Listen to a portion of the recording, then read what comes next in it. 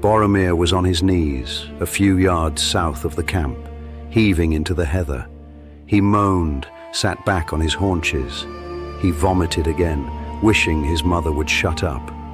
For Isildur's bane shall waken, and the halfling forth shall stand. Boromir is standing at the corner of the cracked flagon in Aldburg, holding his knees as he vomits. The tavern stands on a square bordered with trees, fireflies flashing beneath. Boromir straightens, wipes his mouth. As he staggers back into the tavern, a half-dozen Rohirrim lads, one a blacksmith's apprentice, another a farm boy, cheer and hold up their tankards. He holds up his hand, then walks across the tap room, grabs a tankard of ale from a tray being carried by a barmaid. He starts to down the tankard in one. "Aye, cheeky," says the barmaid. Boromir drops the empty tankard, hooks an arm round the barmaid's waist, takes the tray from her. He holds it aloft as he kisses her hard on the lips. Midsummer is a month gone and the corn is high and green. Boromir chases another young maiden through the wheat. He catches up with her. She giggles as they tumble to the ground. They roll over in the wheat. Boromir kisses her. In the evening, at a country inn called the Snow Troll, Boromir and 3 new drinking mates knock their tankards together over their small round table. The tap room is full of loud, boisterous men and women. Someone starts singing a drinking song, one that Boromir has heard before. He stands on a chair, conducting the choir. Boromir staggers on the chair, totters as he loses his balance, then falls into the crowd. He is caught by a cluster of young farmers and held aloft. The crowd cheers. Boromir is lying in the long, cool grass beside a stream. He reclines against his saddle, one ankle resting on the other knee, his hands behind his head. A fishing rod sits in a rest beside him, the line dangling in the water. He dozes and swats a fly from his face. In the afternoon, he rides back to Aldburg and the cracked flagon. As he walks through the door, a small band is playing a lively jig. The tavern is crowded with townsfolk. He waves at 3 lads he met previously and works his way through the crowd. The lads introduce him to 4 women. In the alley next to the tavern, Boromir holds one of the women. She stands with her back against the wall as he kisses her. The sound of hoofbeats, torchlight at the end of the alley. Boromir looks into the light, recognizes the figure holding the torch. Theodred. He leaves the woman and strides towards his old friend. They hug each other, Boromir far more enthusiastically than the other. Theodred looks at Boromir, then the woman. "I see you found the tavern." The next morning, Boromir, Theodred and Eomer are riding their horses along the street. Townsfolk greet them as they pass. They cross the busy market square. Farmers fuss over their pigs, sheep and chickens. Theodred leads Boromir and Eomer to the other side of the square towards the cracked flagon. Boromir looks pale. He rubs his head. The last thing I need is more ale. They pass a narrow alley. If his head wasn't as thick and fuzzy, he might have noticed the hooded figure standing there in the shadows. Boromir likes Aldburg. The old capital of Rohan is less serious than Edoras. He has a feeling that most people come here to escape the somber, morose air that hangs over the rock. He certainly recognizes some of the faces as he follows Theodred and Eomer through the doorway into dim candlelight. The tap room bustles with farriers, farmers and mountain men, eating, drinking, smoking. Boromir recognizes some of them from his previous visits, nods to them. It's clear that the royal cousins frequent the cracked flagon because of a certain amount of anonymity it affords them. Or rather, the tavern's patrons know who they are, but just don't care. The king's son certainly stands out in a crowd. Unlike most of his countrymen, he does not wear a beard. Either way, barely a head turns as they saunter through the crowd in their woolen tunics and leather jerkins. Theodred half turns to the taverner. "Wine, Arenrad, at your earliest pleasure. We'll be in the back room." "Theodred Prince." Arenrad says with a perfunctory curtsy. A long time since last you supped at the flagon. Sadly, sweet Arenrad, my duty to my country has sent me far and wide, from Eastfold to Wold. If only there were a way to keep your wine fresh in the saddle. The cousins have been on patrol since Boromir arrived at Edoras. He suspects that Theodred's absence from Meduseld has little to do with duty. From the murmurings of various guards, Boromir has surmised that the king's son would rather be anywhere but the Golden Hall these days. Boromir, Theodred and Eomer walk through a door into the unoccupied back room. Light floods in through the back windows. Of the dozen or so tables, one is full of empty tankards and goblets. Eomer closes the door behind them. I, for one, might die of thirst after such a hard day fishing. Theodred laughs. A hard day of staring at the river for you, Eomer. You didn't catch a bite.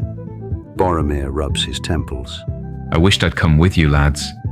I still have a dragon behind the eyes, and the reek of stale ale isn't helping. The others rib him as they take their seats around the end of the largest table. Someone in the tap room starts to play a lute, and a woman sings a ballad. For the first time, Boromir notices that Eomer is carrying something. New braces, Eomer? For you. Eowyn made them.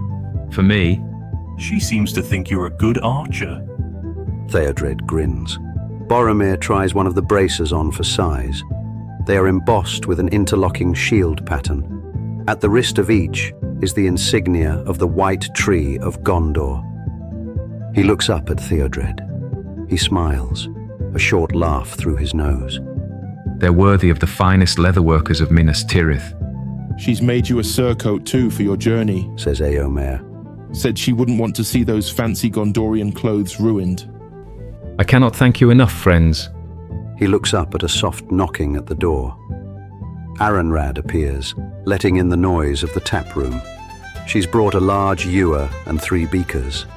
She empties her tray, placing a small plate in front of Boromir. His eyes widen greedily. For your Gondorian guest. She says to Theodred. Boromir grins at the plate and then up at Arenrad. Are you married? He jokes, picking up a slice of the delicacy. Unfortunately for you, I am. She starts to turn away.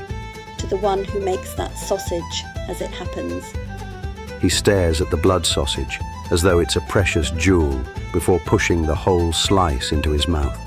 He closes his eyes and sighs, sinking back into his chair. The others chuckle, and he opens his eyes. Delicious. He says as Arenrad leaves the table. She closes the door behind her, and the clamour of the tavern fades to a muffled babble. Boromir shifts his gaze to the cousins. Have you ever heard the name Halfling? Eomer blurts out a short laugh. He and Theodred glance at each other. That came from nowhere. Theodred laughs. Boromir smiles with him. You know of such a thing? A strange people of legend. Theodred says, Small creatures known among the Northmen of old as the Holbeatler. Holbeatler. The name might translate most easily as Hole Builder. Eomer drains his beaker. Our ancestors, it is said, came across them when they dwelt in the upper vales of the Anduin, centuries ago. A secretive people. Theodred explains. They made their homes in the ground and avoided men. So, a tribe of dwarves then? Theodred shakes his head. Different. They were more like men than dwarves. But it was said that they could vanish at will and imitate the birds of the trees. Why the interest in legends, Boromir? Something my brother spoke of before I left Minas Tirith. And how is Faramir in these uncertain times? He is well. He volunteered to make this journey in my stead, and while I sample the ales and wines of Rohan, he defends Osgiliath.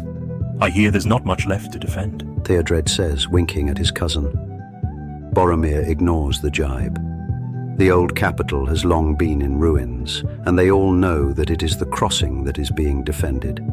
Boromir's eyes glaze, and he stares off at some point on the floor across the room. After a while, he realizes his friends are staring at him, hoping for a continuation of his tale. Finally, Theodred clears his throat. Enough of my woes. He says with a weak smile. Theodred glances at Eomer before raising his beaker. A toast. The others raise their own drinks, Boromir only half-heartedly. The army of Gondor is yet a shield along the western shores of Anduin. Aye, Says Eomer, raising his beaker even higher. and those who are sheltered behind praise you. Indeed, Boromir growls. In these dark days, only from Rohan will men ride to Gondor if we call. They all clink their beakers and take a sip. Perhaps Elrond might offer his aid when you reach Rivendell. Why is it that you take this journey north? Says Eomer. Boromir hesitates for a moment. He thinks about telling his friends of this thing called Isildur's Bane, but then decides against it. He's not sure why. It is said that the might of Elrond is in wisdom, not in weapons. He takes another slice of sausage from the plate and bites into it. A long and perilous journey for the Council of the Elves. You have travelled the Great North Road before. Theodred says.